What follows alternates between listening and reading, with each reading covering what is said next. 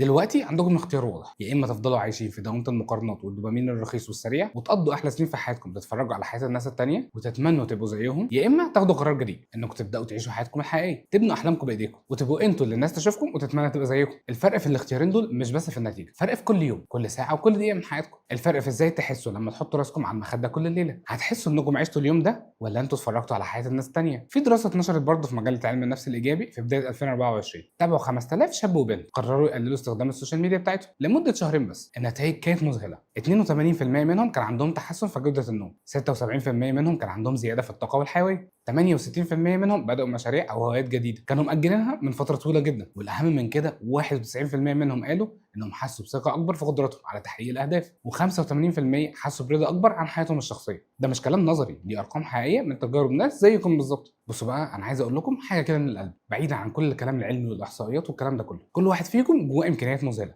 واحلام جميله وقدره رهيبه على انه يخلي ليه بصمه حلوه في الدنيا دي، لكن الامكانيات دي محتاجه وقت، محتاجه انتباه وطاقه ذهنيه وعاطفيه. كل دقيقه تصرفوها في انكم تقارنوا نفسكم بحياه مزيفه على الشاشه دي دقيقه مسروقه من مستقبلكم الحقيقي. كل ساعه تقضوها في السكرول اللانهائي دي ساعه ممكن تستثمروها في انكم تتعلموا مهاره جديده، تصلحوا علاقه مهمه في حياتكم، او تخطوا خطوه واحده صغيره تجاه حلم من احلامكم. انا مش بقول لكم تقفلوا حساباتكم وتعيشوا في كهف، لا خالص. انا بقول لكم تاخدوا زمام الامور في ايديكم، تبقوا انتوا اللي تقرروا امتى وازاي تستخدموا التكنولوجيا دي، مش هي اللي بتتحكم فيكم. صدقوني انتوا اقوى بكتير مما تتخيلوا، قادرين تكسروا اي عاده سيئه وتبنوا اي عاده ايجابيه انتوا عايزينها وتغيروا مسار حياتكم كله لو قررتوا كده بجد. الموضوع مش محتاج معجزه، محتاج بس قرار واضح صادق من جواكم ومثابره صغيره كل يوم. خلاص مفيش وقت للتاجيل تاني، مفيش وقت انكم تقولوا هبدا بكره او حتى هبدا الاسبوع الجاي. ابدا دلوقتي ومن اللحظه دي. حط الموبايل جنبك واقعد مع نفسك كده 5 دقايق بس واسال نفسك، هو انا عايز ايه من حياتي؟ انا عايز ابقى مين؟ وايه اول خطوه صغيره اقدر اعملها النهارده عشان اوصل هناك؟ انا بوعدكم وعد شخصي مني، لو طبقتوا الحلول اللي اتكلمنا عنها ولو صبرتوا على الصعوبات اللي في الاول وفضلتوا ماشيين في الطريق ده حتى لما تحسوا انكم تعبانين او محبطين، حياتكم هتتغير بشكل ما تتخيلوش. مش هبالغ واقول لكم هتبقوا سعداء 24 ساعه في اليوم، لكن هقول لكم ان انتوا هتحسوا ان حياتكم بقت بتاعتكم انتوا فعلا، مش ملك لشركات التكنولوجيا اللي بتتاجر في انتباهكم. هتحسوا ان كل يوم بيعدي عليكم ليه معنى وهدف، مش مجرد تكرار لامبارح. انا عايزكم بس تجربوا الفتره عشان تشوفوا من نفسكم حياتكم هتتغير ازاي.